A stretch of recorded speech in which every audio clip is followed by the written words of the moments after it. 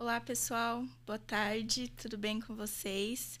Hoje a gente está passando aqui, a gente convidou essas maravilhosas que estão aqui na mesa com a gente, essas super profissionais, para estar falando um pouquinho da reprodução em diversas espécies com vocês. A gente trouxe esse formato diferente, a gente espera que vocês gostem. A gente quer agradecer aos nossos patrocinadores, a CTA Bravo, principalmente, que está proporcionando aqui essa conversa para a gente. E vamos começar, meninas? Vamos! Então, vou passar a palavra para a professora Liege, para ela começar se apresentando. Prof, obrigada pela presença aqui com a gente. Obrigada, Duda. Bom dia, meninas. Bom dia para todo mundo. Bom, eu sou a Liege Garcia, eu sou professora da Universidade de Morumbi e sou também a coordenadora do GREP. Então, fico muito feliz com esse convite, fico muito feliz com o desempenho do nosso grupo mesmo e com as ideias inovadoras que vocês têm. E acho que vai ser muito proveitoso para todo mundo. Com certeza. Obrigada. Passo a palavra para a Fernandinha. Olá, pessoal, tudo bem? Eu sou a Fernanda, eu trabalho com reprodução de cavalo. E eu quero agradecer também o convite, né? Mais uma vez no GREP, é sempre um prazer, sempre muito bem recebida. Então, muito obrigada por me chamar para participar desse podcast hoje. A gente que agradece. Agora, passo a palavra para a Laís. Bom, então, vou fazer a palavra das meninas a minha. Fico muito feliz pelo convite. É a minha segunda vez no GREP, então também já figurinha de casa. Mas a gente sempre tem novidade boa para falar e, inclusive, já recebemos estagiários aqui do GREP lá no departamento. Então, muito legal. Eu sou veterinária, trabalho com reprodução de bovinos e hoje eu acho que a gente vai discutir um pouquinho sobre a nossa trajetória e tentar guiar um pouquinho vocês com bons exemplos. Com certeza.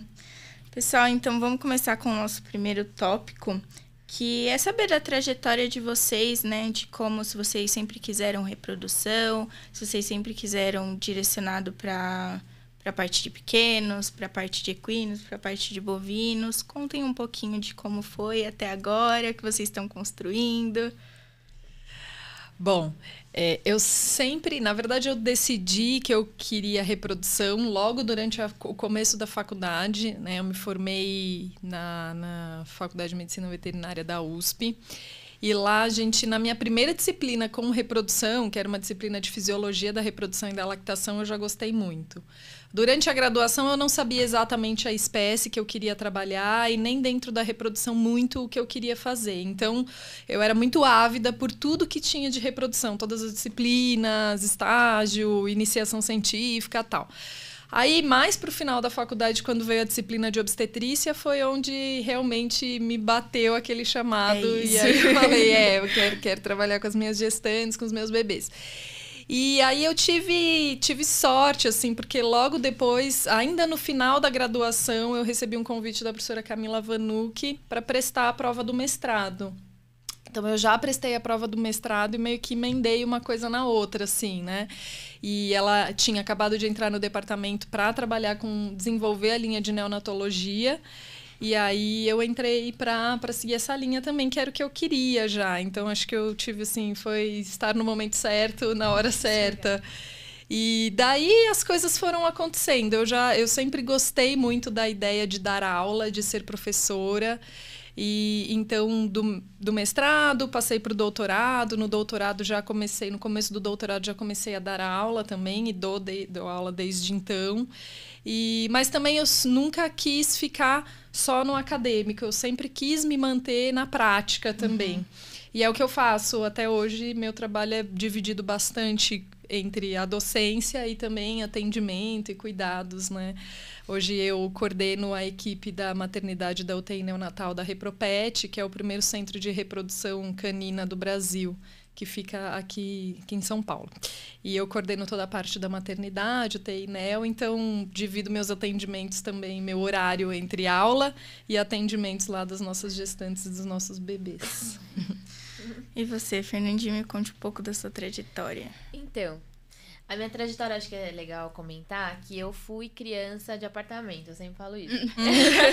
Então, eu fui criança de samambaia de plástico, de apartamento, enfim, né? Não tinha nenhum contato com o campo, com o rural, com natureza. Então, eu acho bem importante falar isso, porque eu vejo que as pessoas sempre ficam surpresas, né? Porque hoje eu trabalho com reprodução de cavalo, né? Já tem aí, sei lá, mais uns 12 anos que eu tô trabalhando com isso. E as pessoas acham que quem vai pra reprodução de equino tem que ter contato, tem que, né, existe essa obrigatoriedade, tem que ter cavalo na hípica, tem que já ter tido contato com a espécie, e não foi meu caso, né? E falando isso, eu descobri que não foi o caso de várias pessoas importantes da área, né? Então, eu acho interessante falar, eu não tinha nenhum contato com o cavalo, eu não sabia botar cabresto, eu não sabia como era o comportamento do animal, eu não sabia nada. E foi amor à primeira vista, assim, foi... A gente tem eu também sou filha da USP, né? A gente tá lá veio da mesma faculdade. E a gente tem bem no comecinho um estágio rodízio que chama, rodízio, né? Que a gente vai pra Pirassununga, o campus de Pirassununga, conhecer as espécies e tudo. E quando eu cheguei naquela equidicultura, eu falei, meu Deus do céu, né? Que bicho é esse, né? Claro que a gente conhece, mas eu não tinha contato, chegado perto, né? Uhum. E aí eu fiquei apaixonada e falei, caramba, né? Nunca tinha pensado, entrei na faculdade pensando em outras coisas, em silvestres, todo mundo, né? Silvestres, pequenos. Mas eu vi o cavalo e me tocou em algum lugar, assim, que eu não sei explicar. E aí, a mesma coisa aconteceu com a reprodução. Foi a mesma coisa. A hora que eu tive a primeira disciplina de reprodução, que é bem no comecinho lá na USP, né? Eu falei, gente, o que é isso? LH, GNRH. Eu falei, meu Deus, que coisa mais linda, né? E aí, foi no segundo ano da faculdade que eu decidi, eu vou fazer reprodução de cavalo e ponto. E é isso que eu quero. E aí, foi bom... Mas foi ruim, né? A gente acho que fala mais disso mais pra frente, porque eu super foquei, fiz estágio, curso, enfim. Mas esqueci de todo o resto, né? Aula de porco, eu ia embora, enfim. Falei, tanto faz, né? Eu não, clínica, Deus me livre, não quero saber. E hoje, com a maturidade que tenho hoje, né? Sinto falta de ter prestado mais atenção nas coisas, né? E também... Fiz o mestrado e doutorado, fui pra docência, né? Então, hoje trabalho em 2 faculdades. Então, às vezes a gente tem que voltar, né? Ai, deixa eu lembrar como é que era mesmo aquela parte de suínos que eu faltei em todas as aulas. Então, hoje, assim, como, né, um conselho, foi bom pra mim focar, mas também acho legal quem não decide logo no começo e tem a mente mais aberta e presta atenção em tudo, porque é uma fase tão rica da nossa vida, né? A graduação, que a gente tem contato com tanta gente boa, né? Sim. Então, eu acho que foi essa... Enfim, deixa eu parar de dar spoiler pro final, né? Foi essa a minha trajetória, né? Foi esse amor à primeira vista logo no começo. E depois aí fui pra área acadêmica, que também não era uma coisa que eu queria fazer. Meio que caí, fui indo, fui gostando. Falei, caramba, né? Que eu gosto. Eu gosto da ciência e eu gosto da docência. Eram 2 coisas que eu não sabia que eu gostava, né? E fui descobrindo mesmo com a vida. Então, hoje em dia também faço isso. Atendo os aras, né? Faço reprodução assistida. Hoje sou mãe, então eu tive que dar uma enxugadinha nas atividades, porque a gente trabalha, todo mundo, né? Trabalha muito, mas com reprodução de cavalo, essa loucura de estrada, pra lá, pra cá, e não almoço, e não sei o quê. Hoje não tenho mais condição de fazer isso, porque tenho uma bebezinha. Então, hoje tô dividindo aí minha vida mais pra docência e menos pros atendimentos a campo, mas ainda continuo fazendo, né? Essa estação eu fiquei com um ara só, pra quem fazia 5, 6 ao mesmo tempo. Foi uma redução boa de carga horária, mas também gosto dessa ideia de dividir, né, o tempo entre docência, pesquisa e a parte prática de atendimento. Então, foi essa a minha trajetória até aqui. Legal. Agora é você, Laís. Vamos saber um pouquinho de você. Bom, vou contextualizar um pouquinho igual a Fernanda, porque a minha história também é bem diversificada. Mas, assim, só para nível de contextualização, porque eu vou chegar num ponto, né? Então, quando eu era bem pequena, a primeira profissão que eu quis ser na vida era artista plástica. Ai, que lindo. Mas você pergunta de onde que eu tirei isso, eu não sei, porque eu não tinha internet na época, né? Alguém deve ter comentado, eu amava criar coisa, desenhar. Aí fui ganhando um concurso aqui, outro ali, minha mãe foi dando mais atenção. E comecei a gostar de escrever, aí queria ser jornalista, aí depois já queria mexer com biológicas na escola, porque era muito boa nessa parte. E aí, por alguma razão, escolhi veterinária. Eu já tinha contato com o campo, mas uma coisa meio afastada, porque eu sou de Goiânia, então, assim, é uma cidade grande, mas minha família, né, meu avô é pecuarista, então as férias eram na fazenda, mas, assim, nada muito... Era aquela luta meio que pra ir, mas a luta pra voltar também. Então, depois que tava lá, era maravilhoso. E aí, na faculdade, no primeiro período, bem similar, silvestres, já fiz o meu primeiro estágio, eu amei grandes felinos, falei, não, eu acho que é isso. Mas aí no final do primeiro mês, falei, acho que não é isso, não. Era uma coisa mais hobby. E aí, num atendimento de emergência nesse estágio que eu fiz, né, eu não sabia que era professor até então, mas ele foi fazer um manejo de ultrassonografia no animal que tinha chegado. E eu fiquei maravilhada com aquilo. Eu falei, nossa, como que faz isso? E aí, eu descobri que ele era professor de reprodução na faculdade. No período seguinte, eu já tive aula com ele. E aí bateu muito, né? E ele me convidou para fazer a iniciação, aí eu fui com ele até o final. Então, eu fiz acho que 3, 4 iniciações com ele, só com reprodução, mas em diferentes espécies. Então, quando ele me convidou, ele falou assim, tem um trabalho aqui que eu acho que vai dar legal, se você quiser, mas é com peixe. Eu falei, não, vamos. Assim, eu passei com peixe, ovino, caprino, basicamente todos de produção. Então, assim, eu não tinha muito claro até encontrar os bovinos, que eu falei, não, é isso aqui mesmo, o gene do meu avô tá aqui. Mas eu acho que eu aproveitei muito bem, mas lá no final. Então, assim, eu consegui estudar um pouquinho e depois focar, né, um pouco antes de sair. Então, acho que deu para dar essa equilibrada legal durante a graduação aí. Legal. E então vocês sempre foram direcionados, né, para essas espécies que vocês queriam, né, agora hoje em dia. Vamos para o segundo ponto, então. A gente quer saber das áreas possíveis que a gente tem dentro da reprodução, né, de cada espécie. Então, biotec, obstetrícia, né, a parte acadêmica, como está o mercado atual de cada uma delas. E a gente vai desenvolvendo dentro desse ponto. Eu acho que assim, a gente pode pensar em dividir áreas pelas espécies mesmo, ou então pensar em dividir pelo que você faz dentro de cada área, assim, sim, né? Por exemplo, eu me lembro que eu falava, gente, eu tenho muita pretensão dentro da reprodução, né? Porque quando me perguntavam, você trabalha com pequenos, tudo? Eu falava, eu não sou espécie específica, eu sou especialidade específica. Então, assim, por enquanto eu não sou... Hoje em dia, eu sou muito mais espécie específica, né? Eu fico muito ali na prática, na reprodução de cães e gatos. Mas, por exemplo, meu mestrado foi com cão, meu doutorado foi com ovinos. E pra mim era reprodução, assim, às vezes as pessoas olhavam e falavam... Nossa, mas você vai mudar de área? Você vai trabalhar agora com ovino? Não, gente, calma, né? Eu tô dentro da reprodução, assim, agora... As pessoas ficam em choque, né? Então, porque é uma coisa assim, né?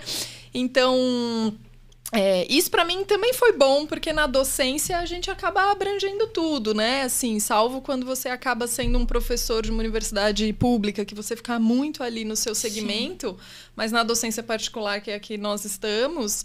Você meio que tem que ensinar tudo, então você tem que ter essa visão mais sistêmica da coisa. Então, eu acho que dá pra gente pensar em dividir por espécie, por exemplo, você pode trabalhar com reprodução de ruminantes, e aí, muitas vezes, você pode ali mesclar no seu dia a dia no campo, trabalho com bovino, mas vou para uma fazenda, tem um pequeno ruminante lá, tem um bubalino, você vai ter que, né, atender também. Posso trabalhar com pequenos, que geralmente é cão e gato. Posso trabalhar com equinos, né? O que eu vejo é que quanto mais você vai para o interior assim, do Brasil, mais o veterinário ele ainda tem aquela característica bem primitiva mesmo do que está escrito lá como a definição da nossa profissão, que é uma profissão generalista. Então, assim, a especialização eu sinto que ela vem dos grandes centros para o interior, assim, né? A gente aqui nos grandes centros tem muito isso.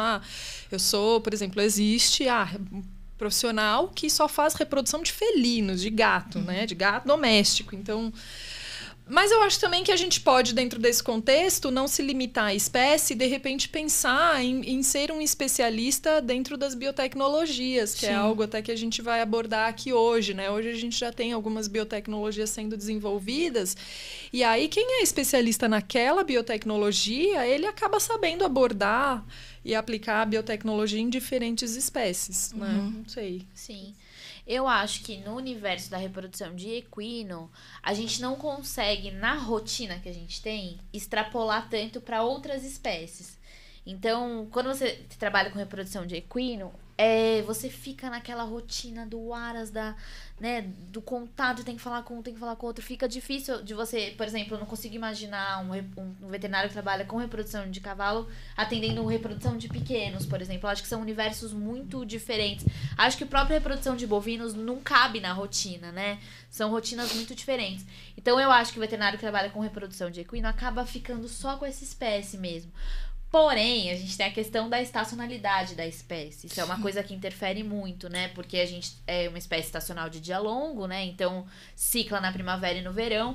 Então, acaba que no outono e inverno a gente precisa fazer outra coisa, né?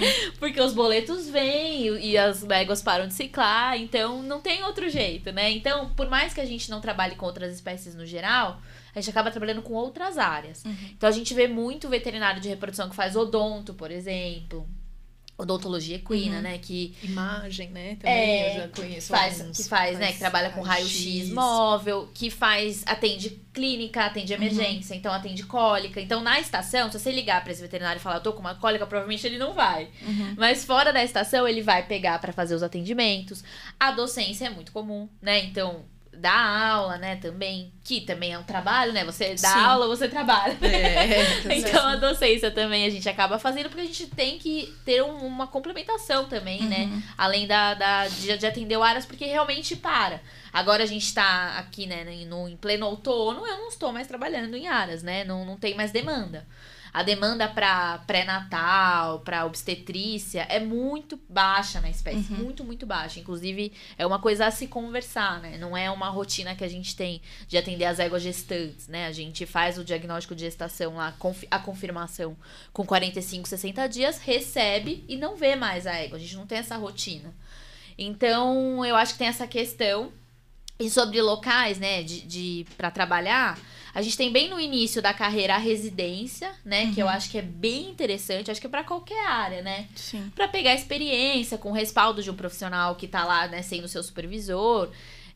Até porque para você sair trabalhando com reprodução de equinos, acredito que nas outras áreas também tem uma demanda financeira, você precisa comprar ultrassom, precisa comprar microscópio, precisa comprar lupa, várias coisas, então você vai trabalhar de residente. Normalmente tem esse material, né? Então, é um período que você tá aprendendo e tal. E as residências, elas são em universidades, né? Então, a gente tem algumas universidades que fornecem, né? Que tem esse programa de residência, normalmente multi-espécies, né? Você vai fazer residência em reprodução em todas as espécies. E a gente tem as centrais de reprodução, né? Que nesse eixo sudeste aqui, né? Rio, São Paulo, Minas. E algumas bem grandes, norte e nordeste, já estão aparecendo e tendo bastante procura e vaga. A gente tem essa opção de fazer essa residência em central de reprodução também.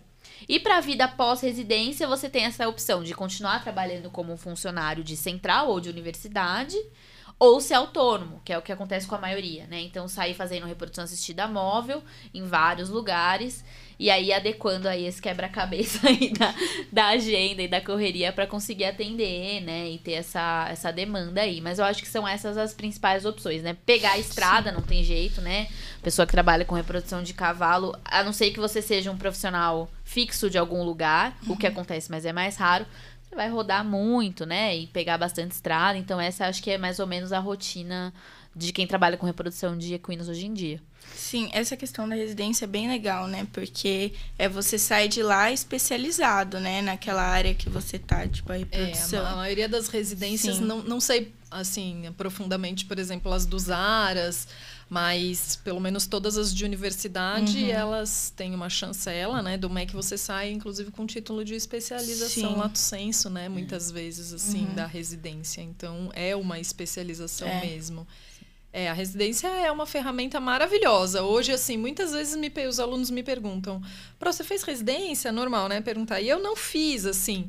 E hoje, várias vezes eu me questiono se eu me arrependo. Não me arrependo de não ter feito, porque é aquilo. Eu acho que eu estava no lugar certo na hora certa, assim. Pô, recebi não tinha nem me informado, recebi um convite para fazer mestrado, eu vou falar não, assim. Tava tudo muito fácil ali na minha mão, uma coisa que eu queria. Então, eu fiz, mas hoje, assim, se as coisas não tivessem acontecido tão desse jeito, eu teria feito uma residência e eu acho que teria feito diferença na minha vida em alguns pontos, assim. A residência é bem importante mesmo. Sim. Eu acho que esse ponto do volante, né? Todo veterinário que trabalha com reprodução tem que entender que ele vai ser volante, independente da espécie. Mesmo em pequenos, o volante não tem deslocamentos tão grandes.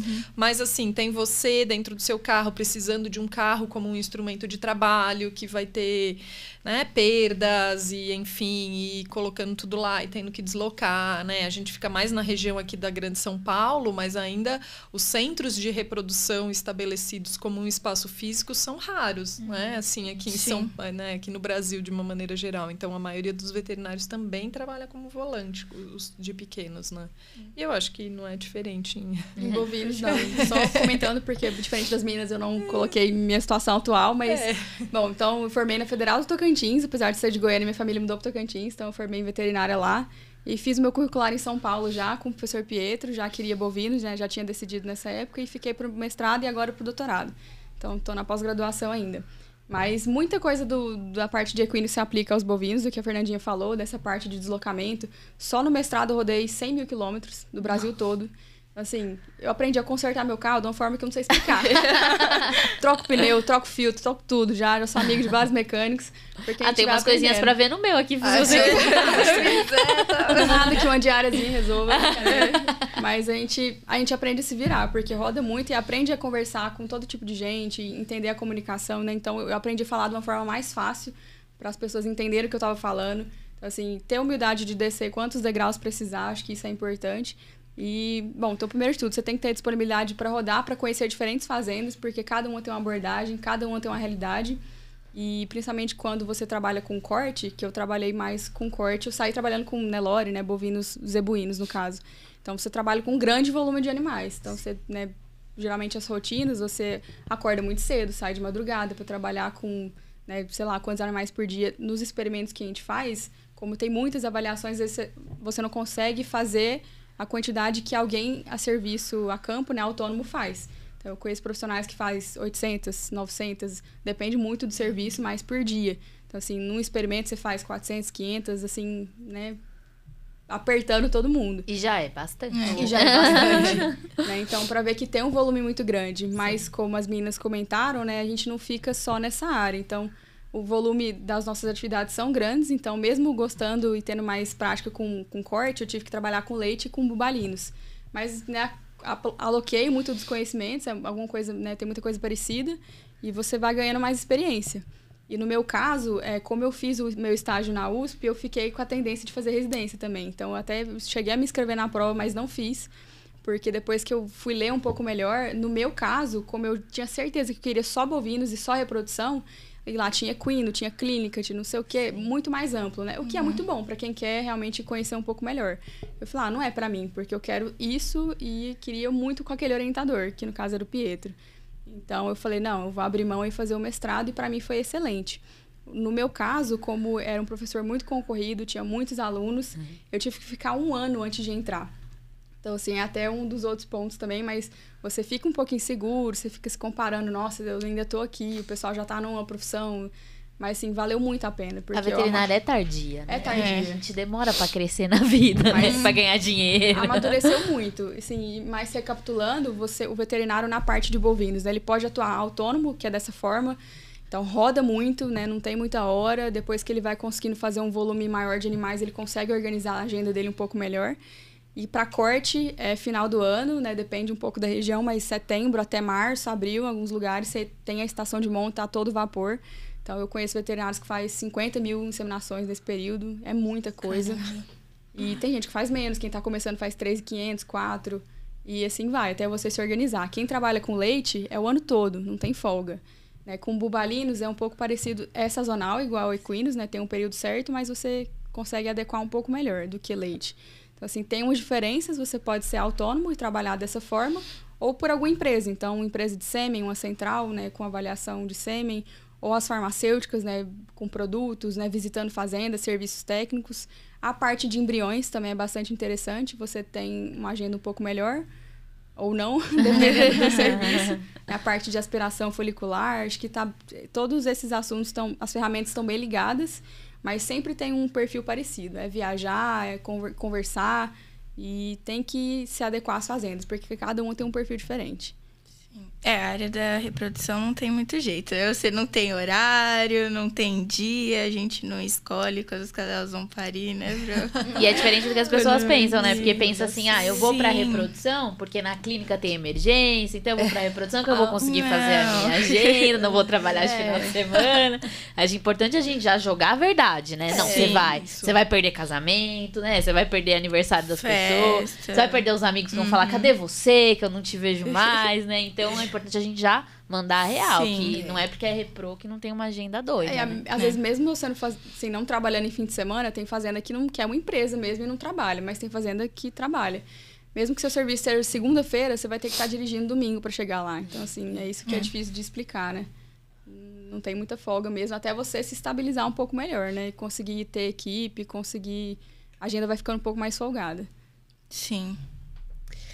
E agora a gente vai falar um pouco das novas tecnologias da reprodução. Vamos começar por você, Fernandinha, apresentando um pouquinho sobre equinos, o que a gente tem aí novo no mercado, que está muito em alta. Bom, a reprodução de equinos, a gente já tem muito bem estabelecida algumas biotécnicas, né? Que a gente faz de rotina. Então, por exemplo, pensando assim de cara, né? A inseminação artificial, né? Que a gente faz de rotina há muito tempo já. E aí a gente tem a possibilidade de utilização de sêmen transportado, né? Então, o sêmen refrigerado também é rotina, né? Então, por exemplo, a égua tá em Sorocaba e o cavalo tá a 300 quilômetros, vamos supor. Então, a gente, ao invés de colocar a égua no caminhão e levar, deslocar até onde o cavalo tá, a gente coleta o sêmen, avalia e transporta. Isso é rotina, né? A gente faz o tempo todo. Algumas, na verdade, uma associação em específica, que é o puro sangue inglês, não permite que você tenha nenhuma biotécnica. Então, no puro sangue inglês é preciso ter a cobertura, né? A monta natural, a égua realmente precisa ir até o cavalo, ou vice-versa. Mas nas outras raças, nas outras associações, a gente faz de rotina, a inseminação artificial. E aí o sêmen congelado, né? Que a gente não tem o resultado que a gente tem em bovinos, por exemplo. Primeiro, por causa da seleção, acho que é o principal motivo, né? Porque em bovinos a gente tem a seleção do touro, né? Com as características do exame andrológico que ele tem que ter e tal. A Laís pode comentar melhor que eu. Mas eu sei que a gente tem uma seleção e em cavalo a gente tem 0 seleção, né? A seleção do cavalo é aquele cavalo que pulou a prova, que virou no tambor, enfim, né? E o garanhão preferido do dono do Aras, né? Que você fala, não, querido, mas esse sêmen dele é muito ruim. Não tem condição. Ele fala, você é doutora, amiga. Dá seu jeito. Então, hoje em dia, assim, né? Vamos ser justas. Hoje em dia, algumas associações fazem a aprovação de garanhão, que é uma prova que faz uma aprovação tanto morfológica e de aptidão, dependendo da raça que a gente tá falando, e pede um exame andrológico, né? Pra ter pelo menos uma ideia de que alguém avaliou aquele cavalo, né? Alguém olhou aquele sêmen, alguém examinou aquele testículo, né? Mas, assim, é muito conceitual, né? Em comparação com o que a gente tem em bovinos. A gente não vai excluir. Falar, olha, seu garanhão não serve. Ele vai falar, você não serve. Beijo, tchau, sabe? Não existe isso, assim. Tanto pra garanhões quanto pra éguas. Ele vai falar isso pra você, né? Não, você não serve, sabe? Justamente. O meu garanhão de milhões não serve. Mas ele pulou 1,50 na prova, sei lá o que então, né? E pra éguas a mesma coisa, né? Pra éguas também a gente tem, às vezes, uma égua idosa ou uma égua subfértil, enfim. E a gente fala, olha, essa égua não dá pra tirar embrião. Ele fala, se vira, né? Então, a gente tem essa questão na reprodução de cavalo, né? Que a gente tem que ser um pouco milagreiro, né? A pessoa... A gente não tem que ser, mas o mercado aperta a gente pelo resultado com animais que muitas vezes não são saudáveis ou não têm essa fertilidade que se espera, né? Então, a gente sabe que em bovinos a gente tem uma rotatividade maior, né? Tô falando besteira ou não? Não. Né? A gente consegue descartar animais e tal. Não tem como eu falar, descarta essa égua, hein? Não existe essa possibilidade. Então, as biotécnicas acabam ajudando nesse sentido, mas às vezes não, porque a pessoa acha que, bom, já que tem a coleta e transferência de embrião, então colete e transfira e se vire, né? E aí a gente tem essa limitação. Então, eu tava comentando sobre o sêmen congelado, que a gente usa sêmen congelado bastante na rotina, tem bastante resultado, mas a gente tem que ter a noção de que é um sêmen ruim, né? Ainda mais quando a gente compara com bovinos. É um sêmen de baixíssima qualidade, né? Falando em termos técnicos, né? Pensando numa motilidade espermática, que é o movimento, né? Que a gente avalia no microscópio, 40% é um sêmen bom, né? Que foi descongelado, você fala, olha, esse aqui tá bom, né? 40%, 50%. Você imagina isso em bovinos, né? Descartado, né? Provavelmente, né? Então, complicado, assim. A gente trabalha com essa realidade, né? Então, a gente tem algumas coisas que a gente faz, do tipo, tem que ficar palpando a égua o dia inteiro pra pegar a ovulação muito próxima.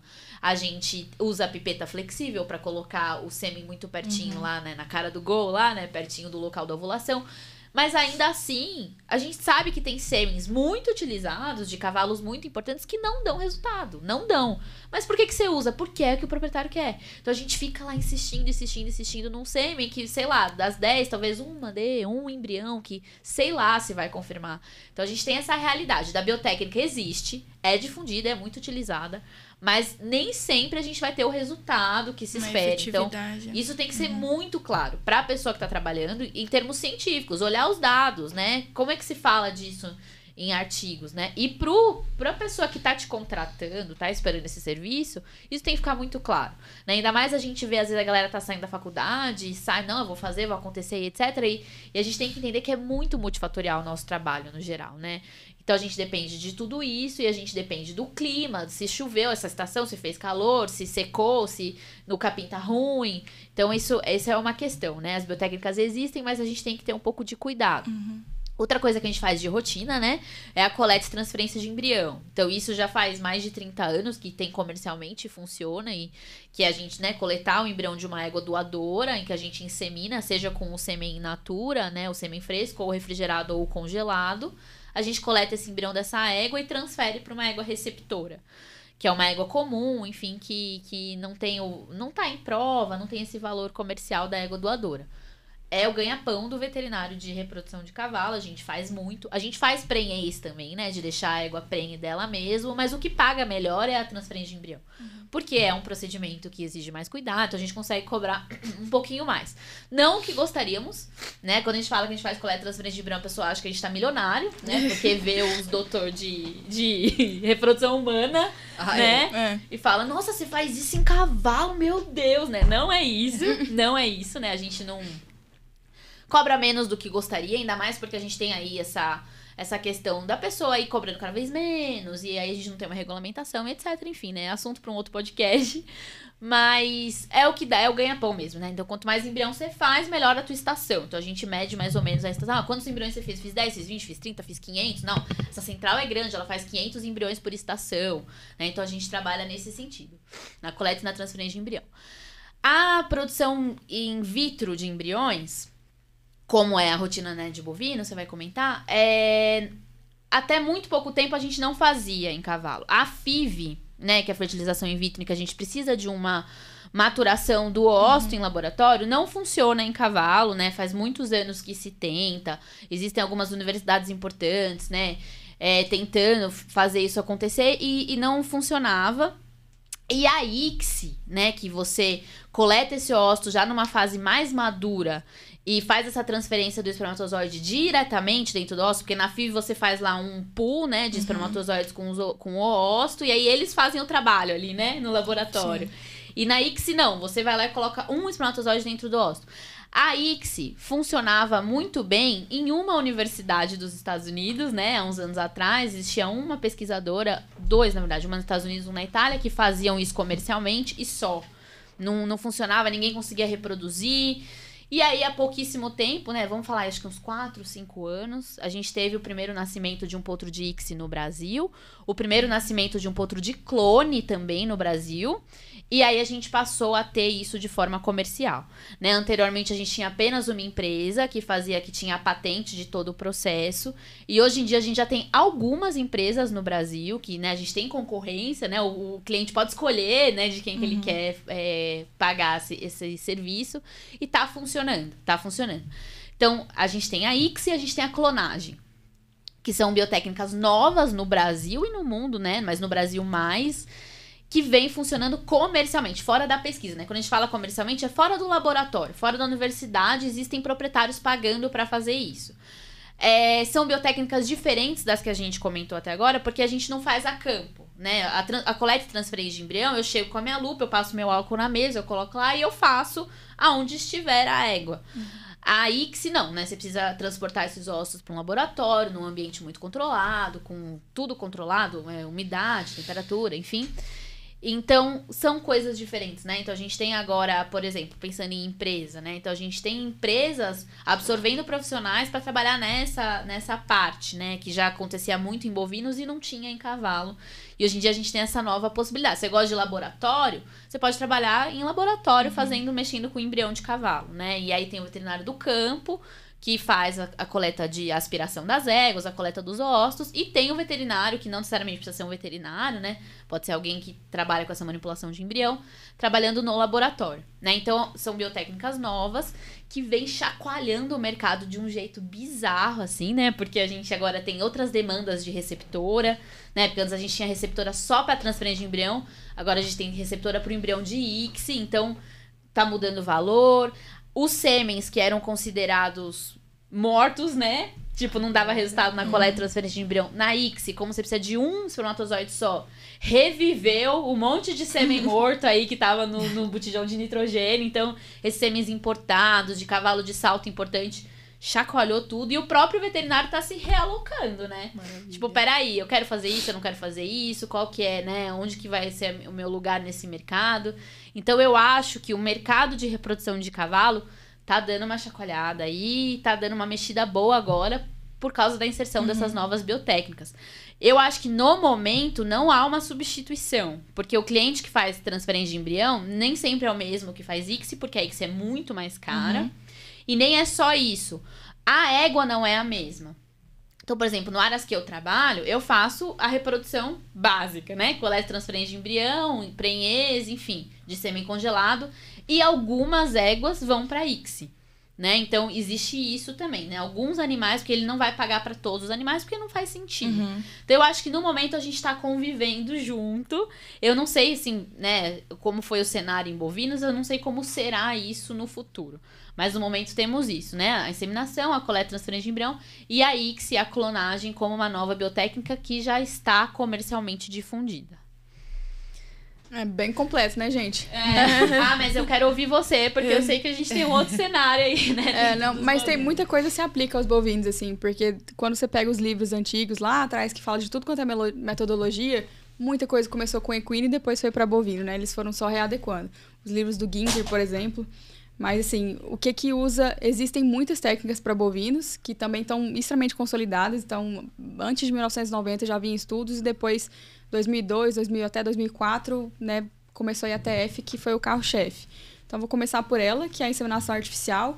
Começou com observação de cio, né, sem ser em tempo fixo. Então, tinha aquele trabalho, né, o pessoal observou que não tinha como usar isso em rebanhos de corte, por exemplo, que você tem lotes de 200, 300 animais, como que você vai observar cio com eficiência de todos esses animais? Você montado num cavalo a campo, olhando um por um. É impossível, né? Então, não tem nada de aplicado nisso. Então, através do uso dos hormônios, a gente conseguiu mimetizar para cumprir algumas etapas do protocolo de inseminação e para que os animais ovulassem no período correto e o máximo de animais sincronizados nesse mesmo momento. Então, a inseminação ela foi um divisor de águas, né? Porque a partir disso você conseguiu controlar a agenda da fazenda. Então, você não tinha que ficar uma semana na fazenda, você faz um serviço, você vai para outra, você trabalha com horário, e isso para essa evolução das fazendas é fundamental, né? Hoje a gente não vê uma fazenda como um fundo de mato, é uma empresa, né? Então, tem que trabalhar dessa forma. Então, essa técnica funciona muito bem e tem resultados que variam de 20% a 70%. E por que varia muito? Porque é multifatorial, né? Como a Fernanda colocou, não é realmente só chegar lá e inseminar, né? E a TF por si só ela não faz milagre. Então, assim, existe né, vários fatores como nutrição, bem-estar, sanidade. Se você não relacionar isso com a técnica, ela não consegue fazer milagre de fato. Você tem que fornecer e ela vai otimizar tudo isso que está em conjunto. Então, é isso que a IATF consegue fazer. E por que a gente envolve o touro aqui também, né? Porque na IATF a gente trabalha bastante com o potencial genético do macho. Então, a gente trabalha sempre estudando sêmen, procurando quais são os sêmens né? Existem já vários trabalhos mostrando touros de alta e baixa fertilidade, né? Então, sempre trabalhar com os animais que são de alta fertilidade, né? Então, existem as teorias de subpopulação espermática, né? Que pode otimizar esse resultado. Então, né? Se a gente for entrar em mais detalhes, tem razões para isso. Mas por isso que a gente trabalha muito com o sêmen do touro, a qualidade do touro na parte da inseminação com as bovinas. E no caso, você falou de alguns índices, né? Então, a concentração, ela varia muito, né? Então, eu já participei de algumas coletas em central, já acompanhei um pouquinho como que é a rotina. E, por exemplo, tem um touro que vai super bem, porque eles fazem mais ou menos uns 2 saltos no dia. E ele tá com um salto de 60, outro de 70, outro de 80 de motilidade. E, às vezes, daqui 15 dias, ele tá com 40. Então, assim, dependendo de qual defeito que eles encontraram na análise, pode ser alguma coisa ali no epidídimo, outra no testículo. Eles vão sugerindo tratamentos para esse animal, deixa ele se recuperar, se não descarta esse animal de primeira vez, porque ele tem um alto valor genético. E quando eles voltam para avaliar de novo, está recuperado. Então, assim, a dieta influencia, né? O ambiente influencia. Então, a gente vai conseguir encontrar isso. E isso entra muito nessa parte da inseminação, né? Então, em tempo fixo, que é o que é mais... Né, só para contextualizar, do que é feito de inseminação hoje no Brasil, né, mais de 90% é por tempo fixo, né? De tão eficiente que é. Então, outra tecnologia seria a parte de aspiração folicular, né, com foco para transferência de embriões, que tem muito dos conceitos que a Fernandinha falou, que sim, são basicamente os mesmos. O que vai mudar são os protocolos, se você de fato vai superovular ou vai aspirar por óvulo, que a gente chama. E tudo isso entra na parte de, né, tem os meios que você vai maturar esses embriões, e você pode fazer isso tanto a fresco quanto congelado, né, tem resultados diferentes, né, então, com relação a comparar, assim, não é o correto comparar as técnicas, né, mas você tem resultados um pouco menores do que na inseminação, mas é um mercado, é um nicho de mercado que, né, dependendo da raça do bovino, é muito eficiente. E na parte da transferência, você trabalha com a genética da mãe e a genética do pai. Então, tem a materna e a paterna. Então, isso é muito interessante. Então, o ganho genético, você não precisa esperar 5 anos, 10 anos para ter aquele resultado. Você encurta para 3, uma geração de 3 anos. Então, a gente tem esses dados todos publicados, inclusive, né, para deixar de uma forma bem didática. Então, essas duas ferramentas, né, associadas ou à superovulação ou à aspiração, que estão associadas, é bastante utilizado. E acho que essas são o grande carro-chefe da parte de bovinos, que é bastante usado a campo, comercialmente, como a Fernanda falou, né? Então, o pessoal realmente vive disso, dessa técnica. O que você pode fazer mais, né? Então, ao longo do tempo, isso está muito bem consolidado. A gente vai fazendo alguns ajustes finos. Então, por exemplo, a gente tem testado protocolos pré-inseminação com progesterona injetável. Você melhora o ambiente uterino, você, né, promove algumas outras mudanças que ajudam a ter um resultado melhor. Né? Pós-inseminação, também tem alguns estudos, mas não tem nada muito concreto ainda de que poderia ajudar a manter a gestação. Mas ajustes de protocolos. Então, a gente tem protocolos de inseminação, por exemplo, que de 5, 6, 7, 8, 9 dias. Então, tem uma gama de opções que você, dependendo da categoria, você pode ajustar isso para facilitar a sua agenda na fazenda. Muitas vezes é para facilitar a agenda. Mas, recentemente, a gente viu que, dependendo da novilha, se é uma novilha pesada, como a gente tem trabalhado muito com melhoramento genético, a gente está tendo novilhas mais pesadas e mais precoces. Então, assim, pode ser que elas metabolizem muito rápido os hormônios que a gente usa, né? Então, por isso que a gente começou a estudar protocolos de 7 dias. Né? Então, para novilhas, às vezes, 7 dias é melhor. Vaca, 8 dias, 9 dias. Primípara, multípara, né? O plurípara, que é o mais correto. Você pode ter um ajuste diferente. As doses, né? Alguns dos hormônios que a gente usa, você pode usar metade da dose ou não. Então, esses são os ajustes que são dados mais novos que a gente tem feito, mas de um processo que está bem consolidado. E outras, né? O que vem mais de novidade? Acho que a ressincronização, que seria reinseminar esses animais, e você pode fazer isso de forma muito precoce ou convencional. Então, por exemplo, se você faz o convencional, você inseminou, 30 dias depois você insemina de novo e faz isso até encerrar a estação de monta. Então, para quem não está muito habituado, vamos colocar 90 dias de estação, 3 meses. Que é isso que uma fazenda que está começando, né, trabalha nesse período. Então, esse é o convencional. Se você quer encurtar mais a estação para ter animais parindo num período que a gente chama do cedo, que eles vão ter um ganho melhor, você pode fazer 22 dias após a inseminação. Então, você ganha mais, né, uma semana ali de protocolo. Ou você pode encurtar mais ainda e fazer 14 dias após a inseminação, que esse é o protocolo que a gente usa com a ultrassonografia Doppler, aquele Color Doppler. Então, você faz 3 inseminações em 48 dias. Para quem estava fazendo em 90, você encurta muito. Mas você passa o Doppler para ver se emprenhou e faz de novo, é isso? Então, e aí, 14 dias após a inseminação, você vai passar o Doppler não no útero, como nos outros casos, você vai passar no ovário. E olhar a vascularização e perfusão do corpo lúteo.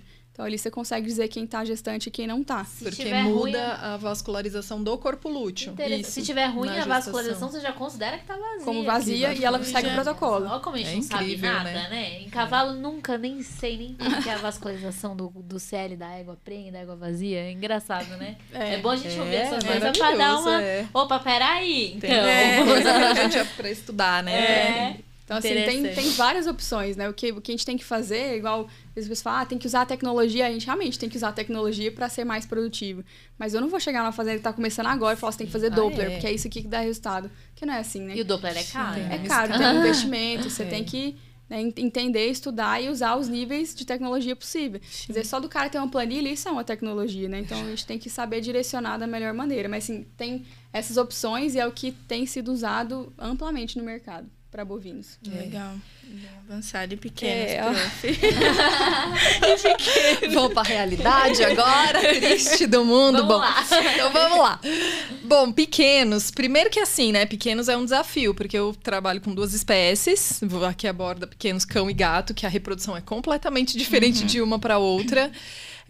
Como o nome sugere, são espécies pequenas, então eu tenho dificuldades anatômicas e fisiológicas gigantescas. Por exemplo, eu não consigo palpar, né? Assim, fazer uma palpação retal, palpar um ovário para conseguir sentir se tem. Não, muitas vezes nem num ultrassom eu consigo identificar o ovário com tamanho de folículo. Então, assim, para eu conhecer a fisiologia, conseguir acompanhar a dinâmica ali de crescimento folicular, enfim, isso já é muito difícil, já é um extremo empecilho.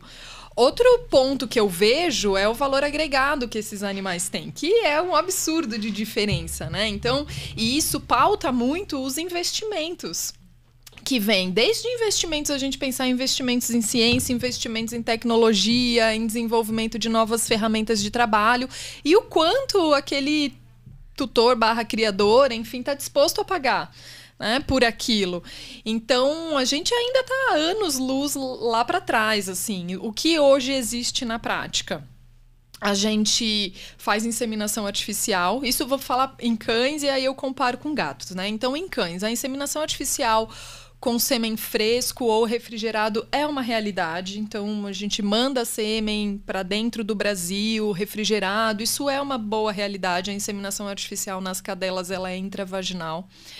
Nas gatas, se eu não me engano, que faz comercialmente inseminação artificial em gata, existem 2 profissionais no Brasil inteiro. Nossa. Assim, então, assim, é um universo, né, paralelo. E sêmen congelado, a gente não tem uma regularização do governo para poder importar sêmen congelado ou exportar sêmen congelado. Quando isso acontece, é meio que por debaixo dos panos e a coisa não acontece muito bem. Protocolo de congelação para cão e para gato já está bem estabelecido. A maioria dos animais, inclusive, descongela o sêmen, está bem. Só que o que foi sendo feito ao longo das últimas décadas foi se congelando com aquela coisa. Um dia a biotecnologia vai existir, a gente vai conseguir usar. Hoje existe biotecnologia para inseminação intrauterina? Existe, via vaginal, né? Sem a gente faz por endoscopia via vaginal, sem a gente precisar fazer uma cirurgia na fêmea, porque as primeiras tentativas eram cirúrgicas, né? Então, assim, vamos eleger um dia, pegar aquele dia de máxima fertilidade, anestesia, põe na mesa, faz uma cirurgia. Aí tem todo o pós-operatório, a inflamação, a prostaglandina vazia, né? Então, era isso. Né? Então, hoje a gente já faz por uma endoscopia via vaginal, conseguimos chegar dentro do útero, isso em cadela, em gata ainda não. E maravilha, tem alguns profissionais no Brasil que conseguem fazer essa inseminação intravaginal. É algo que comercialmente tem sido, né, tá caminhando, mas que já dá para falar que é uma realidade, né? Que mais? Não existem protocolos estabelecidos para sincronização, ovulação, isso nada, né? Em gatas tem um pouco mais de conhecimento da aplicação de protocolo, mas aí é muito com outro propósito, por exemplo, contraceptivo em alguns animais, enfim, não é nem pensando em biotecnologia da reprodução. E aí das outras biotecnologias que existem, já existe clonagem comercial de cães, não aqui no Brasil, né? Na verdade, tem a empresa da Coreia do Sul, que foi os primeiros que fizeram e publicaram, e eles comercializam a biotécnica. E eles têm uma sede nos Estados Unidos e eles têm um coletador, né, de material que fica na Argentina. Então, assim, hoje no Brasil, se eu quiser clonar um cão, eu tenho que ou levar esse animal para a Argentina para coleta de material e enviar para os Estados Unidos ou para a Coreia. E é algo assim que não está na realidade, né? Existe já comercialmente disponível, mas ao mesmo tempo as poucas pessoas que fizeram, elas fazem muito mais com um apelo emocional do cachorro. Sim. Emocional, tal. E a gente sabe que nem por isso se justifica, porque o animal que nasce, ele não é igual nem no fenótipo, nem, né, no comportamento, enfim. Então, é algo que, assim, existe, relatado, mas também não vejo possibilidade da gente utilizar, né? O que eu acho um fator muito limitante é mesmo o valor agregado do nosso animal de trabalho, assim, né? Porque os cães, eles ficam nesse meio que eles são vistos como um animal de trabalho na criação, mas eles são muito vistos como um pet, e tem uma briga gigantesca da sociedade em relação a isso, qual que é o posicionamento desses animais, se dá para criar de uma maneira, né, com ética e com cuidado, enfim. E aí nisso, né, hoje, por exemplo, se eu for dar aqui em termos comparativos, um reprodutor, um cão, uma cadela reprodutora é um animal que vale 50 mil reais no máximo, assim. Se a gente for comparar com o preço, né? Assim, então é aquilo, até que ponto se justifica o investimento, né, para desenvolver biotecnologias dentro dessa área, sendo que o retorno ainda é muito baixo, né? Então, infelizmente, essa é a nossa realidade. Mas eu acho que, como tudo na vida, a gente vai seguindo e vamos vendo os exemplos, os aprendizados de outras espécies e vamos adaptando, né? Quando eu olho para trás, o que existia na minha época de aluna já é muito diferente, né? E isso é uma coisa boa. E é um contexto diferente, né? Tipo, eu trabalho com cavalo, tô acho que no meio do caminho entre vocês duas aqui. A gente não consegue imaginar fazer a quantidade de inseminações que eles fazem, né? Porque é um outro contexto, né? Quantidade diferente de animais, um outro objetivo, né? Então, acho que nem tudo é comparável. Né? Me lembrei agora das biotécnicas in vitro, aí a gente tem algumas particularidades também, por exemplo, algo que a cadela tem uma particularidade muito específica dos canídeos, que elas ovulam ócitos imaturos ainda, em prófase 1, assim. Então, a gente não consegue ainda no laboratório maturar adequadamente esses oócitos a ponto deles, né, enfim, chegarem em metáfase 2 e tudo mais. Então, assim, quero coletar o ócito de uma cadela. O que eu tenho que fazer? Colocar ela numa cirurgia, né? Ir lá abrir a cadela, assim, sabe? Então, é algo que não dá para eu pensar em pegar uma reprodutora e fazer isso a cada 15 dias. E o fato de ser monoéstrica dificulta demais, né? Então tem isso também, é aquilo, né? Imagina, eu perco um cio, daqui a 20 dias eu tenho outro. Aí você vai ter a cada 6 meses, às vezes 8, às vezes, imagina, enfim, que desespero, meu Deus. É isso, então é muito isso, é aquela tentativa única que tem que acertar. Enfim. Não tem nem como comparar, né? A vaca, a média é 21 dias. Então, E um outro ponto que a gente queria conversar aqui, quais foram as maiores dificuldades, assim, que vocês encontraram, né? Dificuldades, desafios, para se inserir dentro da área de reprodução, se vocês tiveram alguma, se não, como foi isso? Os desafios que vocês encontram mais, assim, dentro da reprodução. Eu acho que a gente pode, inclusive, nesse tema aqui, trazer, como somos todas mulheres aqui, né? Acho que é importante a gente também discutir um pouco do papel da veterinária, né? Dentro da reprodução. E aí, talvez, eu acredito que as meninas tenham uma visão até mais diferente e até mais desafiadora do que a minha, que bem ou mal, estou numa área, que é a área de pequenos, que é uma área que é aceitada, que é esperado que se tenha, né? Um público mais feminino. Primeiro que é importante a gente contextualizar que hoje em dia a evolução dos profissionais de medicina veterinária mudou completamente o perfil, né? Quando começou a profissão, era uma profissão super masculina. Na minha época de graduação, era uma profissão meio a meio. Eu lembro que a minha turma era bem dividida, assim, e hoje eu pego, assim, todas as minhas salas de maneira unânime, todas as minhas salas de aula, elas têm no máximo 10% de homens e 90% de mulheres. Então, assim, é algo que daqui para frente, assim, essa geração nossa, ela ainda enfrentou muito do preconceito, mas é algo que não tem como voltar atrás, assim, né? Que chorem os machistas, mas tá aí, a gente dominou a profissão. Exato. Ela é nossa. Então, eu nunca tive nunca senti, assim, sabe, na minha pele esse problema do machismo. De uma maneira geral, os desafios, não pensando só do ponto de vista da mulher, mas eu acho que, como eu permaneci dentro da universidade durante bastante tempo, e eu comecei a desenvolver, junto com a professora Camila Vanucci, uma área muito nova, Eu acho que, assim, eu tinha o resguardo do nome dela. Então, assim, era a aluna da Camila. Isso já me protegia, talvez, de algumas coisas. E como era uma área muito nova, não tinha muitas pessoas, não tinha ninguém que falava de neonatologia, não tinha ninguém que falava muito disso. Então, bem ou mal, são elas que a gente tem para ouvir, assim. Sim.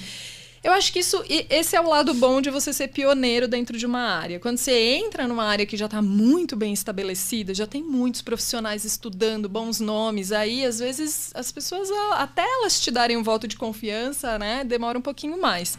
Eu acho que as meninas talvez possam... dar uma a gente pode fazer uma pausa diferente. pra fazer uma enquete com o pessoal. Gente, a voz da professora é a voz de professora de pequenos. É de pequeno. Comentem aí, porque eu não tô conseguindo lidar com isso. É que eu conheço num contexto mais amplo, né? Então, Exato, talvez eu não tenha a essa Fernandinha percepção. parece Mas achei ótimo que você falou disso, porque toda hora que alguém faz uma pergunta, todo mundo olha pra mim e fala, vem a Fernanda falar da questão do machismo. Eu sou a conhecida por carregar a bandeira, Então eu achei bom que foi você que começou, pra ninguém falar que foi culpa minha. Mas eu acho que tem que ser falado nessa pergunta, né? Qual que é o desafio, né? Então a gente tá numa sociedade machista, né? E isso no microambiente veterinária de cavalo, veterinária de bovino, a gente tem essa reflexão, né? Então, eu acho o seguinte, assim, na minha época, né? Já tô ficando velha, então... isso não se falava, né? Ninguém falava isso pra gente na faculdade, a gente não saía com esse conhecimento, né? Dessa diferença de como as coisas são na realidade. Então, eu não tive essa percepção no começo da minha vida. Quando eu cheguei na residência, as coisas aconteciam e eu não fazia essa associação. Quando eu comecei a ter contato com a aluna, seja dando muito curso, né? Então, curso prático, e seja depois dentro da faculdade, que começou a chegar cada coisa pra mim que eu falei assim, não, pera. A gente precisa voltar, a gente precisa entender que as coisas não estão certas, que as coisas não estão equilibradas, que não existe equidade, né? Então, a gente precisa falar disso dentro da faculdade e pra essa galerinha que tá aqui na graduação, que foi o que não fizeram comigo, né? Então, eu acho que essa é a diferença. Então, as meninas voltam, assim, pra falar, olha, desisti de trabalhar com cavalo, porque não é pra mim, eu percebi que não é pra mim, o ambiente, não consegui me adequar ao ambiente, o professor na faculdade falou pra eu trabalhar com outra coisa, né, a gente escuta muito, meu sonho era trabalhar com bovinos, mas o professor falou tanto que não era coisa pra mulher, que não é coisa pra mulher, que eu acho que não é mesmo. A gente tem que entender que essa menina, nessa fase de formação, ela tá muito absorvendo as coisas que ela tá escutando, né, a gente escuta às vezes, mas desistiu porque isso, não é fácil, não é todo mundo que tem o apoio, que consegue, que tem o apoio em casa, né, que a pessoa acaba se sentindo não pertencente a esse ambiente, é realmente difícil de se enquadrar. Então a gente vê, tem várias questões, tem a questão da aptidão mesmo, de falarem que não é pra você, que você é fraca, que você é pequena, que você, né, como se você fosse competir na força com o garanhão, com o touro, né, então você sente que esse ambiente não é pra você. Então, a pessoa, às vezes, ela não chega pra você e fala assim, não, isso não é pra mulher, vai pra tua casa. Mas ela fala, esse portão é muito duro, você não vai conseguir. Esse cavalo é muito bravo, eu quero só ver se a doutora consegue coletar, sabe? Então, existe um negócio de ficar te testando o tempo inteiro. E pra você mostrar que você é bom, você precisa dar muito resultado. Você precisa provar. O que o veterinário homem, ele chega no status quo ali, né, de... Bom, aqui é normal, trabalho aqui tranquilo, né? Então a gente tem que se provar muito mais, é muito mais cansativo. Isso pensando só em questão de habilidade e aptidão, sem contar a parte de assédio, que a gente tem que pensar na roupa que a gente vai pôr. A gente tem, eu vou fazer semi-congelado, tem onde eu dormir, mas é um lugar seguro, né? O homem não precisa pensar tanto nisso nesse sentido, né? Tipo, onde eu vou só tem homem. Então já vou ficar com medo. Como que eu vou fazer semi-congelado aqui se eu tenho que ficar aqui de madrugada? Como é que eu vou fazer se a estrada de terra é ruim? Se fura o pneu, eu tô uma mulher sozinha na estrada? Então tem uma sociedade que não gosta de mulher, né? Que é difícil da gente se sentir protegida, se sentir segura, né? Quando eu vou coletar embrião, eu tenho que ver se a minha blusa é muito decotada, porque se for, aí o funcionário vai achar que isso, que aquilo, e ele tem meu telefone, e não sei o que, sabe? Outro aspecto, sem contar a vida pessoal, né? Porque todo mundo quer saber se é casado, se você tem filho, e aí você vai ter filho, como é que você vai fazer? Onde você vai enfiar o neném? Como você vai fazer pra amamentar? Como você vai fazer grávida com barrigão? Então, talvez não seja pra mulher mesmo, né? O que as pessoas vão te falar. Porque a sociedade não tá pronta para absorver mulher dentro do mercado de trabalho, né? Se a mulher não engravidar, a gente acaba a extinção da espécie humana. E quem engravida é a mulher, a gente não escolheu, né? Ser a pessoa que engravida nessa relação. A biologia que escolheu isso. Então, gente, é tão óbvio falar isso, que a mulher engravida, então ela precisa ser absorvida, porque ela engravida e é isso, sabe? Então, tem tantos fatores que a gente precisa falar. E eu acho que o mais importante, essa discussão vai longe, né? A gente vai ter anos e anos aí discutindo como resolver essa questão. Mas eu acho que o mais importante aqui, nesse momento, é a gente mostrar pra menina que vai sair pro mercado, pra fazenda, que é difícil, que ela vai ouvir barbaridades, e que ela vai ter que entender que ela pertence ali mesmo, que falem o que quiserem falar, que ela entende a formação dela, né? Então, eu acho que já sair preparada, que foi o que não aconteceu comigo. Né? Quando eu escutei a primeira vez, assim, você faz o quê?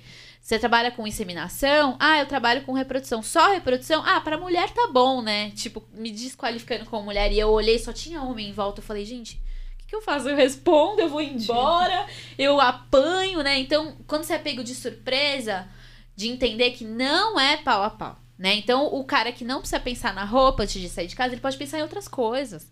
Ele pode pensar no material, ele pode pensar no caminho, enquanto você tem que pensar se a sua calça tá apertada, se não sei o quê, né? Quem que vai estar lá, se o cara tá achando que isso, que aquilo. A gente tem que pensar do jeito que a gente fala. Porque se eu for muito simpática, vai achar que eu tô dando liberdade. Se eu for muito grossa, vai falar que eu sou brava, que eu sou louca, que eu tô na TPM. Então, assim, é tanta coisa que a gente tem que pensar. Então, eu acho que o importante é a menina sair da faculdade sabendo. Né? Hoje que eu dou aula em faculdade, eu faço lá na minha primeira aula, o que você quer fazer? Aí tem várias meninas que me falam, professora, eu queria bovinos, mas eu acho que melhor não, né? E eu tenho que ficar, tipo, uma aula inteira falando, não, melhor sim. Vai lá. Se você achar que não gostou, não teve aquela afinidade, é uma coisa. Agora, se desistir porque você é mulher e não é pra você, né?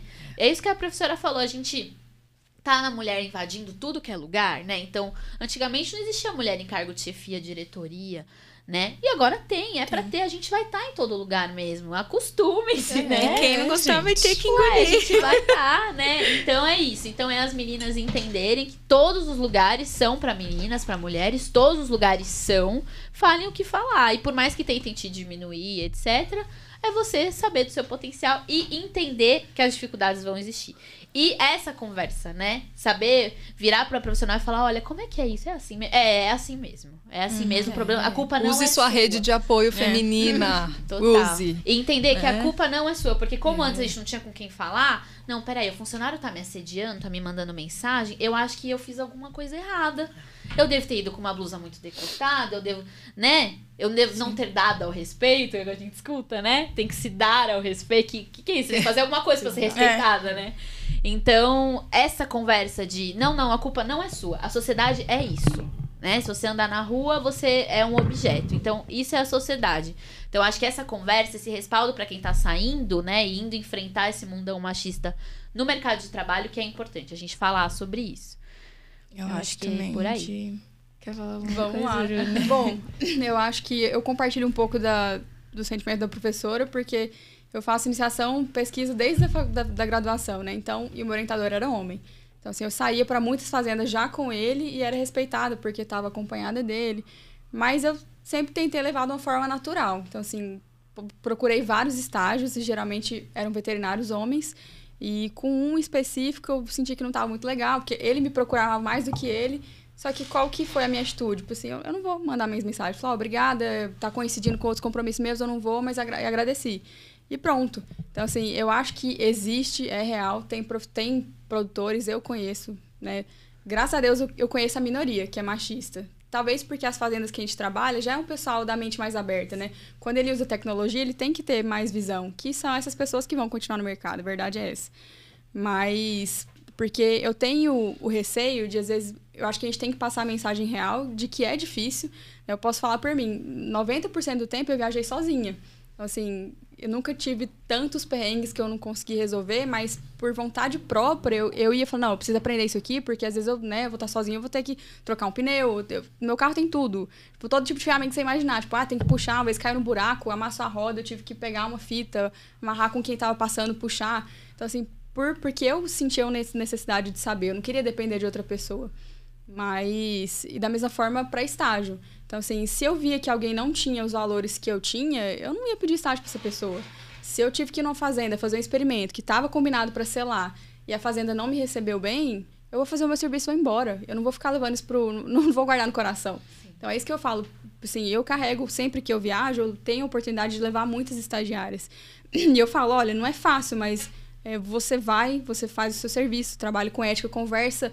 Sabe, eu não fico muito neurótica de ficar, não posso falar isso, sabe? Porque é natural pra mim, eu tô conversando, se eu sentir que não foi legal, eu falo assim, e por que essa brincadeira? Eu não tenho, assim, muita preocupação com isso. E passo isso pra elas, você tem que fazer o seu serviço bem feito, com ética, com honestidade. Aconteceu alguma coisa errada, vai lá e fala, isso aqui não deu certo, a solução que eu tenho pra isso é isso. E pensar, não focar muito no problema. Essa é a minha atitude. Assim, as pessoas que eu escolhi, pedi estágio, era muito parecido comigo, pensava, me dava oportunidade. Tanto que eu acho que eu cheguei onde cheguei porque escolhi as pessoas certas. Então, assim, não fica focando na pessoa que não te dá oportunidade. Fulano é em cima de você, vai embora, deixa o fulano pra lá. Acho que a gente não vai mudar dessa forma. E devagarzinho a gente vai conseguindo chegar em melhores lugares, né? Assim, cargos melhores. Eu acho que ainda há uma diferença, sim, mas não vai ser batendo de frente. É do nosso jeito, com sabedoria. Eu acho que a mulher é sábia. Então, é assim que a gente tem que agir e tentar passar uma imagem positiva. Então, eu sempre falo para as meninas, não é fácil. Assim, a minha rotina não é fácil, mas não é impossível. Então, assim, eu quero muito. Para mim, é mais doloroso abrir mão de uma coisa que eu quero muito fazer do que abaixar a cabeça e fazer outra coisa porque alguém falou que eu não posso. Eu escutei na faculdade de uma professora, não foi nem professor, que eu não tinha que trabalhar com reprodução, e sendo que o meu orientador, que era homem, falou assim, você tem perfil para isso total, você tem que ir sim. Então, assim, você tem que focar nas pessoas que acreditam em você. Para mim, essa é a melhor estratégia. Porque esse tipo de pessoa negativa vai ter sempre, né? Então, acho que assim, você sofre menos e a gente consegue driblar um pouco isso que existe, né? Eu sempre repenso, se eu conversei com a pessoa, né, o profissional, eu fiz dessa forma, com essa abordagem, e ainda assim ela não me respeita, eu que penso, eu que não quero ficar aqui. Porque ele não vai mudar. Né? Então, ou se mudar, talvez eu não esteja aqui, já estou em outro lugar. Né? Então, acho que você sofra menos assim e continua trabalhando, né? Eu vou focar minha energia numa coisa que me leva para frente. Sim. Nossa conversa, gente, foi muito boa. Meu Deus do céu. É muito bom a gente expor isso, né? Pra ver que a realidade é essa e que, tipo, você não tem que desistir só porque você é mulher, né? E isso tem que ser abordado, vocês que, né, estão aí de frente, dando aula principalmente, é uma coisa que tem que ser falado, né? E também aproveitando para esse assunto de desafios, né, a gente queria saber um pouquinho dos desafios em si com os criadores, tutores, donos também, e, enfim, saber um pouquinho disso. É bem desafiador, bem desgastante, assim, quando a gente trabalha com pequenos, justamente porque as criações de cão elas não são tão rentáveis quanto criações em grandes animais, né? Então, muitas vezes, o tutor o tempo todo, o criador ali o tempo todo barganhando valor e achando que não dá para fazer, e que não tem que fazer isso, e querendo fazer as coisas por ele, então querendo fazer coisas que ele nem é autorizado a fazer, tipo inseminação artificial em casa, ele mesmo, citologia vaginal e querer fazer. Então, a maior disputa é essa, assim, né? Outra coisa que é difícil, é desgastante, especificamente, né, lá da minha atividade dentro da maternidade, que a gente recebe muito neonato em condição crítica, né? Todo neonato, se não tá bem, tá crítico, tá quase morrendo ali. É um negócio que é muito emergencial, assim. E na nossa UTI neonatal, a gente já tem todas as limitações de trabalhar com paciente que às vezes tem 60 gramas, 70 gramas. E assim, né? O que a gente consegue fazer com aquilo? E aí, muitas vezes, a gente ainda tem um tutor que é negligente, que não quero fazer isso, ou não traz o bicho quando já tá quase morrendo, assim. Então, isso eu percebo que é desgastante com o tutor, essa relação.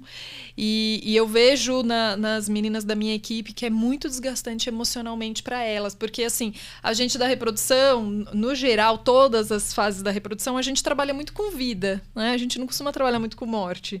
Isso é uma coisa bonita da reprodução, a gente faz vida. Então, agora sim, quando a gente trabalha especificamente com assistência neonatal, a gente trabalha com um paciente que ele é uma das fases de maior índice de mortalidade ao longo da nossa vida. E chega numa condição muito difícil. Então, assim, a gente acaba lidando muito com a morte. Muitas vezes a gente perde paciente e é muito difícil perder um paciente que é isso. Você olha e fala, se tivesse chegado para mim ontem, talvez não tivesse perdido, tinha dado tempo. Ou se ele tivesse deixado eu fazer o que eu preciso, sabe? Que eu queria, podia e conseguiria fazer, enfim. Então, eu vejo que, assim, essa perda é muito desgastante emocionalmente para a minha equipe. E, claro, a neonatologia ela é uma área recente da veterinária, mas ela é uma área que tem tido muito interesse. As pessoas têm procurado muito.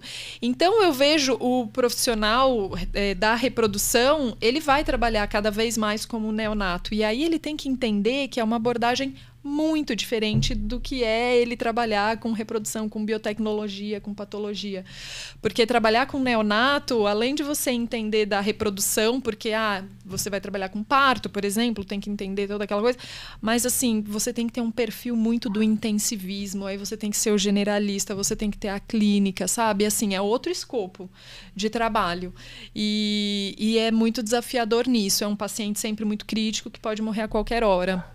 Então, isso eu vejo que dentro da minha área é desafiador, assim, né?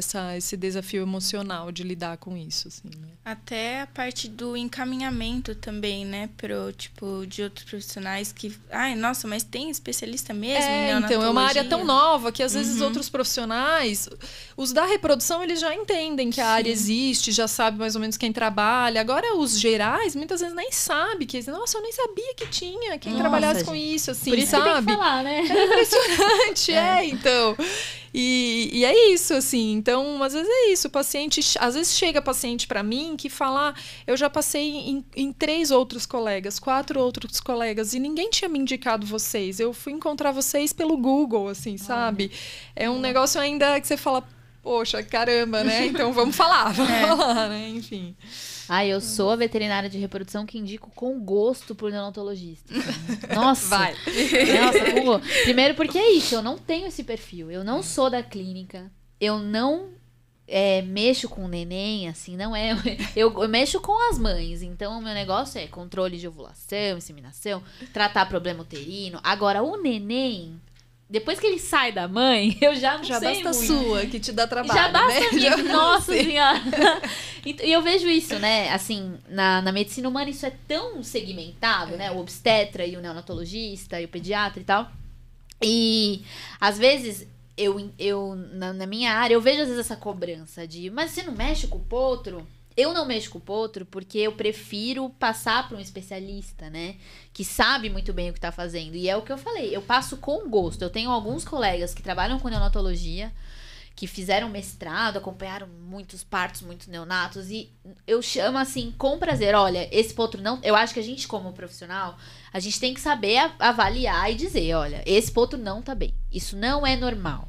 Não é normal ele não tá mamando, não é normal ele tá tristinho, não existe potro preguiçoso, né? Não existe o potro triste, né? Não tá bem. Vamos chamar um especialista, né? Porque senão a gente vai perder tudo que a gente fez, né? Coletou embrião, sangue congelado e não sei o que. E a égua não emprenhava e não sei o que lá. E agora você vai perder o potro porque você não quer chamar alguém, sabe? Então eu acho que é o que você falou. Tem pouca gente.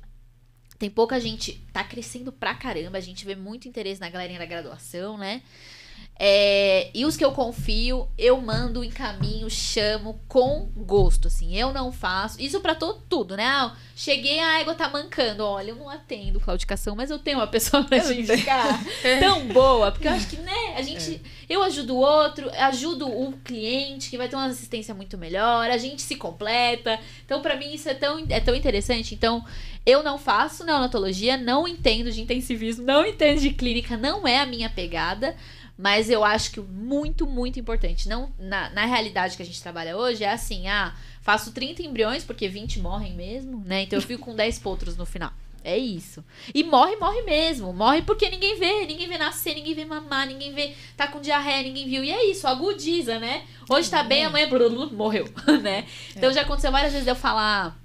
esse ponto não tá bem, tem que chamar, ele não tá bem. Aí morreu na baia durante a noite, ninguém chamou, ninguém viu, né? Então, a gente perde muito neonato por negligência, né? Por, às vezes, uma assistência ruim, né? Do clínico que acha que é um mini cavalinho e não entende que é outra fisiologia. Então, a gente precisa do neonatologista, a gente precisa da pessoa especialista para atender esses neonatos. Já que a gente tá fazendo reprodução, né? Vamos manter esses bichos vivos.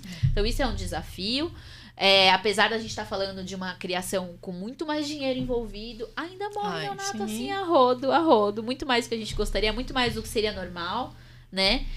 Então isso eu acho que é um desafio. E a questão do trato com o cliente, né, que é uma coisa que a gente não aprende na faculdade, né? Então eu estudei na USP, né, você na Federal, ela também na USP, então a gente tinha uma carga horária gigante, integral, das 8 às 6, todo dia, aula isso, aula aquilo, e ninguém ensinou a gente a cobrar, né? Ninguém ensinou a relação pessoal. A precificar. Como que eu boto preço no meu trabalho, como que eu me apresento, como que eu faço o meu currículo, como que eu faço ou não faço o currículo, o que eu faço, né? Então, isso foi uma coisa que eu saí dando a cara a tapa, pegando estrada e etc, e apanhei muito mesmo, assim. Até aprender como lidar com o cliente, como responder, como ter uma postura profissional. Ele não levar pro coração. Como não levar... Isso de levar pro coração, eu achei tão legal que ela falou, porque a gente leva tanto. É um aprendizado mesmo. Nossa, a gente fala, eu estudei tanto, e ele tá querendo que eu não cobre deslocamento. Aí você quer levar pro pessoal, né? Então, hoje em dia eu tenho uma postura muito profissional, eu separo, né? Não chega na minha vida pessoal, né? Hoje em dia eu tenho um bebê, não tenho nem mais tempo pra isso. Mas não chega na minha vida pessoal. Então, mas isso é o quê? 12 anos, são 10 estações que eu fiz. Então, realmente, no começo, pra mim, foi muito difícil. Muito essa relação, né? Dessa questão da pessoa ligar e falar isso, falar aquilo, e você, né? Então, essa relação com o cliente, relação pessoal, saber se vender, né? Saber até onde ir. A questão do preço, da cobrança, calote que a gente toma pra caramba, né? Então, aprender a não tomar calote, inclusive, foi uma coisa que eu fui a lidar com o cliente que dá calote, né? Selecionar cliente, né? Hoje eu trabalho, tipo, esse sim, esse não, porque a gente chega num momento de falar, não, eu não vou sair da minha casa, pegar meu carro, dirigir, se eu sei que a pessoa não paga, se eu sei que a pessoa... Enfim, né? Então, existe um aprendizado, mas que a gente não aprende na faculdade. Eu vejo que hoje em dia eles têm alguma coisa de gestão, né? E reclamam pra caramba, não gostam da disciplina, né? Eu vejo que hoje em dia tem na grade horária alguma coisa que já tá... Na nossa não tinha nada. A gente saía clínico, né? Com toda uma abordagem técnica e prática, mas a gente não tinha noção de pessoalidade, assim, né? De recursos humanos. Então, eu acho que esse foi um desafio pra mim. Muito, muito importante. Na EMB a gente tem até um grupo de estudos que fala sobre esse gerenciamento, né, de coisas. O GGV é bem legal. Ah, legal. Então, muito né, bom. uma porta aí. Muito bom. Mas tem disciplina, Fernanda, ou não? Tem, a gente tem disciplina de gestão, ela é online. Aí já tem, né? Tem na uma carga. disciplina de gestão, tem uma disciplina que, né, na verdade, aqui, o que era PISC, né? Que é uma disciplina que é inclusive eu que ministrei durante muito tempo. E aí a gente acabou transformando... Isso foi combinado, hein? A gente, não foi, não. A gente acabou transformando a disciplina em algo como desenvolvimento pessoal e de carreira. Então, os alunos, assim, ensinavam a fazer currículo, como se comportar em entrevista de emprego. Ai, que ótimo. Não, a gente achou, mas assim, é engraçado quando você percebe do ponto de vista do aluno, como eles não percebem que aquilo é importante para eles, assim. É difícil a gente contextualizar. Tanto que, às vezes, os alunos passam pela disciplina, quando eles estão chegando mais lá no final, aí eles voltam. Ai, pro, o meu currículo, você me ajuda aqui? Porque na época eu não fiz direito e tal.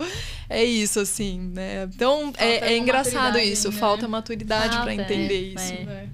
Bom, pegando um gancho nas duas, né? Eu acho que se aplica muito para bovinos. E eu também fui aprender a lidar muito melhor depois de formada, na pós-graduação, com mais volume de conversa, de tudo, né? A vivência muda muita coisa. Sim.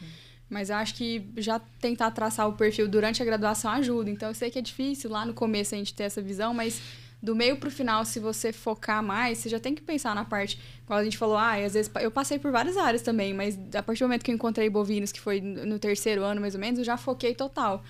Então, já tinha uma noção de como portar. E eu pensava assim, né? Não, se eu quero ser um bom profissional, tenho que, né?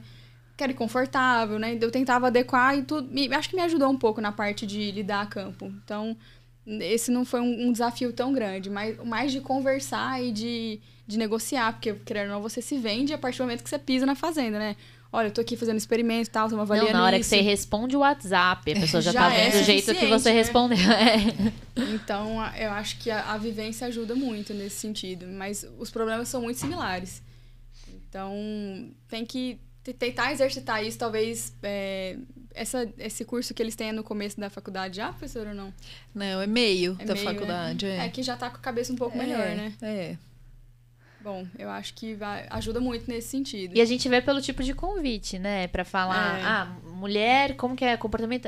como que eles falam? Mulher na reprodução, mulher... E gestão de áreas, né? Gestão de carreira. A gente vê pelos convites da Semana Como Acadêmica, da Mesa Redonda, como tá né? mudando a visão. Isso é bem legal. Sim. E agora aqui o nosso último ponto, né?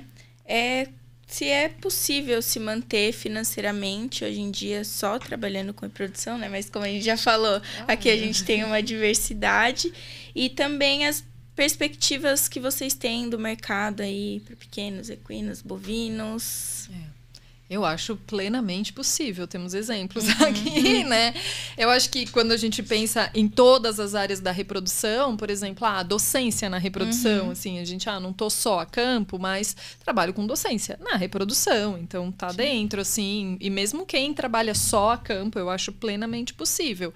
É aquilo que a gente comentou, é uma vida que é fácil? Não, não é fácil, é uma vida que a gente vai ter que equilibrar e a gente vai entender que talvez tenham momentos da nossa vida que sejam momentos da gente trabalhar de segunda a segunda e sem horário. E tem momentos da nossa vida que nós, como mulheres, é entender qual que é o nosso papel. Em algum momento a maternidade vai estar presente dentro da minha vida, então eu vou ter que readequar isso. Não é que eu preciso deixar de fazer. Sim. Se um dia eu quiser deixar de fazer, também deixo, também. né? Você não tem Tá nada tudo a vida. bem. E tá tudo bem. Mas assim, é entender e fazer um planejamento da sua vida profissional. Isso é muito importante. Às vezes a gente fica naquela correria no meio do olho do furacão e a gente não planeja a nossa vida. Isso é uma coisa que a gente também faz na disciplina. Legal. Daqui 2 anos, daqui 5 anos, daqui 10 anos, aonde você pretende estar? Né? Fazendo o quê? Ganhando quanto? Trabalhando quanto? É importante a gente fazer isso para traçar esses planos que vão te levar a médio e longo prazo aonde você quer estar. Né? Para não chegar no momento, depois de 10, 12, 15 anos de trabalho, completamente estafada, falando, meu Deus, como que eu saio daqui? Tipo, não consigo, agora eu não consigo parar e não sei o que eu faço, assim, sabe? Sim. Então, isso é importante, né? E eu acho que especificamente dentro da área de pequenos, eu acho que a reprodução de pequenos tem crescido bastante. Algo muito novo que tem acontecido é a gente começar a criar os centros de reprodução. Isso eu acho que vai ser um divisor para o profissional de reprodução de pequenos, porque o profissional de reprodução de pequenos, ele era até hoje o volante, mas ele era um volante que não era um volante tão bem visto, talvez, quanto os de grandes. Era o volante que, assim, ir fazer uma inseminação artificial significa que ele vai numa casa, que ele vai ter que colocar o microscópio dele em cima da máquina de lavar, que ele não vai conseguir, assim, sabe, sem estrutura nenhuma. E esse profissional, ele já não era bem visto, só pelo fato, era quase assim, se ele se submete a vir aqui e fazer, né, tipo, a inseminação dentro do banheiro, não é alguém que eu vou pagar muito, entendeu? E aí, a partir do momento que a gente falou, não, assim, agora existe um centro de reprodução. Quando a Andressa fundou a Repropet, agora tem mais alguns pelo Brasil já surgindo. Acabou, você quer trazer um animal para inseminar, você vem até a clínica. Aqui a gente tem estrutura, aqui que a gente vai fazer tudo, aqui a gente consegue, entendeu? Então, isso eu acho que vai ser um grande divisor, assim, para nós, em como o profissional que trabalha com reprodução de pequenos vai ser visto por todos, né? Pelos criadores, pela sociedade de uma maneira geral, assim, né? Com certeza. Acredito que temos um futuro bom pela frente. Muito bom. E sobre isso que você tinha falado, de fazer, né, de não planejar, às vezes a gente acaba fazendo tanta coisa, tipo, e depois a gente olha e fala assim, meu, tá, e aí, né, tipo, o que aconteceu? Eu aproveitei cada momento de fato que eu tava naquele lugar, e às vezes eu olhar pra isso, mas... Tem que ter objetivo, né? Sim. Acho que a coisa mais importante é você ter, né? O plano A, plano B, né? Eu quero fazer isso, não der, eu quero fazer isso. Ela comentou sobre a residência, né? Que ela foi olhar a residência lá e não cabia no objetivo dela, né? Eu também fui fazer residência, comecei a pesquisar na época a residência em universidade, não cabia no meu objetivo, porque eu não queria trabalhar com tudo na época, né? Eu queria trabalhar com reprodução de cavalo. Então, ter o objetivo faz muita diferença. E o planejamento, né? Sim. Sobre a pergunta, é possível, sim, eu vivo da reprodução de cavalo, é o meu ganha-pão principal. Há um tempo atrás eu sou docente de universidade, mas a minha principal renda é a reprodução. Mas é planejamento. Não tem outra coisa, ainda mais pensando numa espécie estacional. Apesar que bovinos não é estacional, mas se for de corte, tem a sua. Fazendo a estação. Então eu tenho que saber que eu trabalho 6 meses para pagar 12 meses de conta. Não tem outro jeito, né? Então a gente tem que aprender essa gestão financeira, né? E a questão, quanto gasta o carro, como que vai ser meu equipamento, né? Então, planejamento e gestão. Mas tem muito mercado, tá crescendo demais, tá em constante crescimento, né? Vem crescendo há muitos anos.